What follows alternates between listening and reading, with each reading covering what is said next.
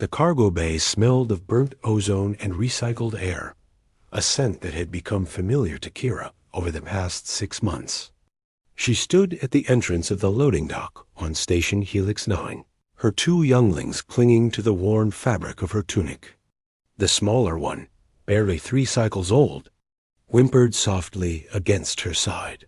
"Next," barked the Vrellan supervisor, his 4 eyes scanning the datapad with obvious disinterest. Kira stepped forward, her identification chip extended in her 3-fingered hand. The supervisor's facial ridges, compressed in what she had learned, was their species' expression of disdain. "Another Talaxan," he muttered, not bothering to lower his voice. "Says here you have dependents." "Yes, honored supervisor. 2 younglings. But I can work any shift, any hours. I'm strong, and we don't hire parents. Too unreliable." Next. The words hit like a physical blow, but Kira had heard them before. 17 times in the past 2 weeks, to be exact. She gathered her children and moved toward the exit, blinking rapidly to clear the moisture from her eyes. Her people's tears were gold-tinted, and she refused to let these strangers see them fall. The station's main corridor was a chaos of species from across the Galactic Coalition. Kira recognized at least 30 different races moving past, all with purpose, all with destinations. She had neither. Her savings were nearly depleted, her shelter voucher expired in 3 days, and the feeding dispensary would only provide 1 more week of rations for her younglings. "Mama, I'm hungry," whispered Len, the older of her 2 children. "Soon, little spark, soon." But Kira didn't know how she would make good on that promise. She found a quiet alcove near the observation deck and sank to the floor, letting her children curl against her. Through the transparent aluminum viewport, she could see dozens of ships docked at the station's outer ring. Each represented opportunity, work, survival. But none would have her. The problem was simple and insurmountable. Talaxan females were biologically programmed to prioritize their offspring above all else. It was an evolutionary adaptation from their homeworld, where predators were numerous, and only the most devoted parents saw their genetic lines continue. The Galactic Coalition appreciated this trait in theory. In practice, employers saw it as a liability. A shadow fell across her alcove. "Excuse me, are you Kira Ven?" She looked up to see a human standing before her. Kira had only seen humans a handful of times. They were relatively new to the Coalition, having achieved faster-than-light travel only 50 cycles ago. This one was female, with skin the color of dark earth and hair bound in intricate patterns against her skull. She wore a maintenance jumpsuit with captain's insignia on the collar. "I am," Kira said carefully, rising to her feet while keeping her younglings behind her. "How do you know my name?"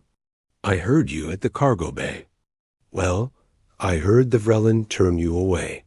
The human's mouth curved upward, an expression Kira had learned indicated friendliness. "I'm Captain Rita Okafor of the merchant vessel Unity's Promise.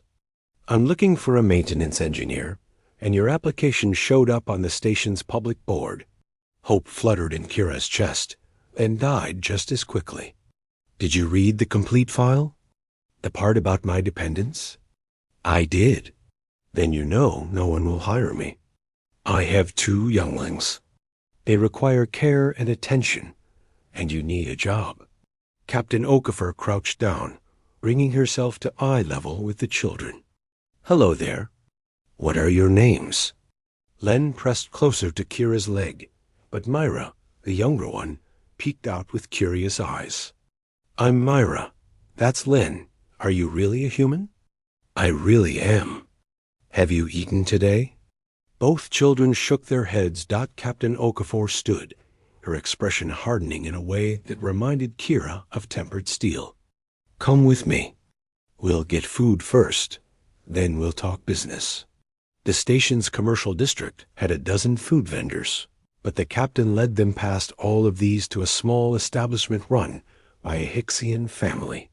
The proprietor greeted Captain Okafor warmly, and within minutes, steaming bowls of protein stew appeared before them. Kira watched her children eat with desperate speed, their golden eyes brightening with each bite.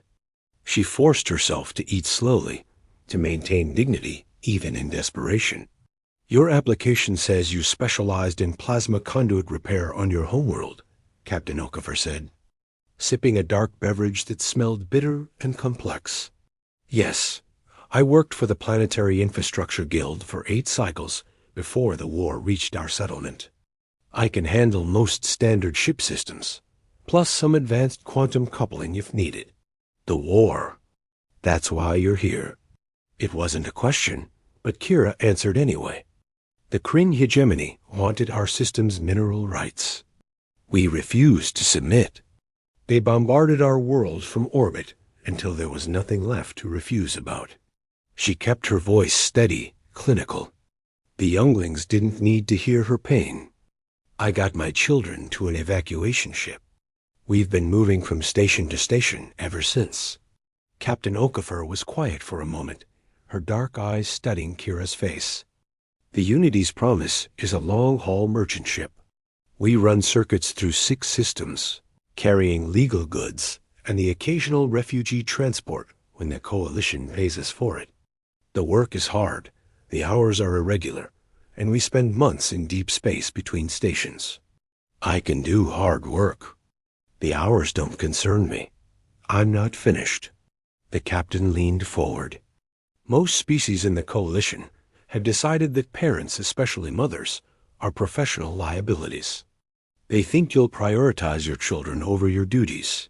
Kira's shoulders sagged. Here it came, the speech she'd heard in various forms 17 times before. "They're wrong," Captain Okafor continued. "Humans learned something a long time ago. Parents, especially mothers, are the most motivated workers in existence. You'll show up because those children depend on you. You'll work harder because their survival requires it. You'll solve problems that others give up on because failure isn't an option when little lives are counting on you." The words took a moment to penetrate. "You mean, I want to hire you as my maintenance engineer. Standard Coalition rates plus a family quarters accommodation.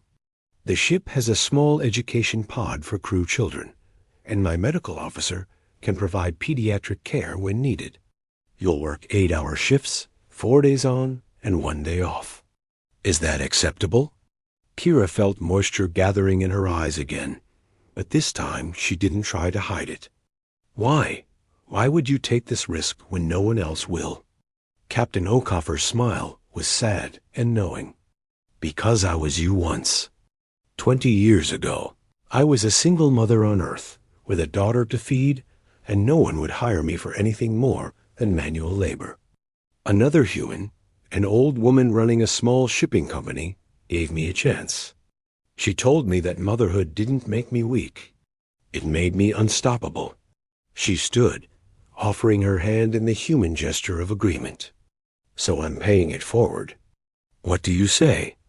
Kira looked at her children, both staring up at her with hope blazing in their golden eyes.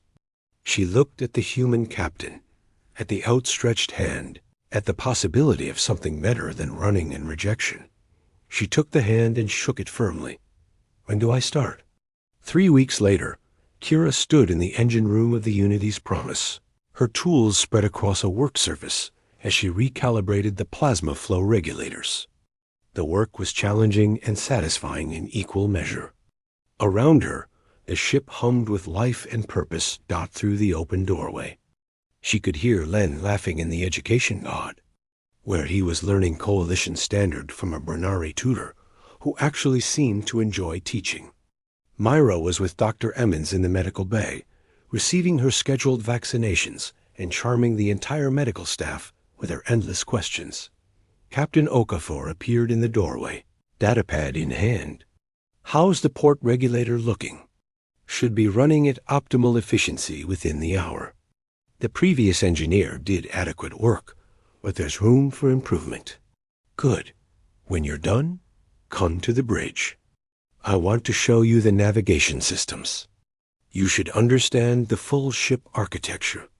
Kira paused, looking at the captain with genuine curiosity. "May I ask you something personal?" "Of course." "Your daughter, the one you mentioned when we met. Where is she now?" Captain Okoffer's smile was proud and bright. "She's a doctor on Earth, specializes in xenobiology. She sends me messages every week, usually complaining that I don't visit enough." The captain's expression softened. "She's the reason I do this. The reason I look for people like you. Because someone helped us when we needed it most, and now we're both where we're supposed to be." After the captain left, Kira returned to her work with renewed focus. Her hands moved with practiced precision, adjusting flow rates and testing pressure valves. This was honest work, important work, and she was good at it. More than that, she was building something here. Not just a career, but a life. Her children had stability, education, safety. They had a future that extended beyond the next meal, the next rejection, the next desperate search for shelter. And it had all started because one human refused to see a parent as a liability.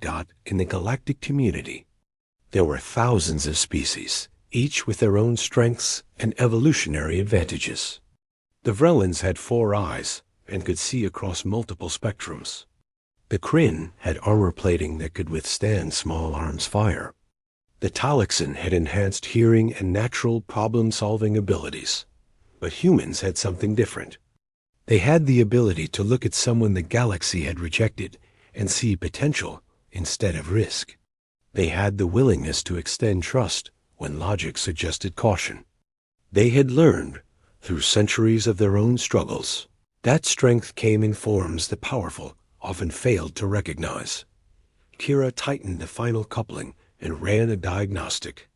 Perfect flow, optimal pressure, 0 variance. She cleaned her tools and headed toward the bridge, where Captain Okoffer was waiting to teach her something new. Behind her, the engines hummed steadily, pushing the Unity's promise deeper into space. And for the first time since fleeing her homeworld, Kira felt something she'd almost forgotten. She felt home.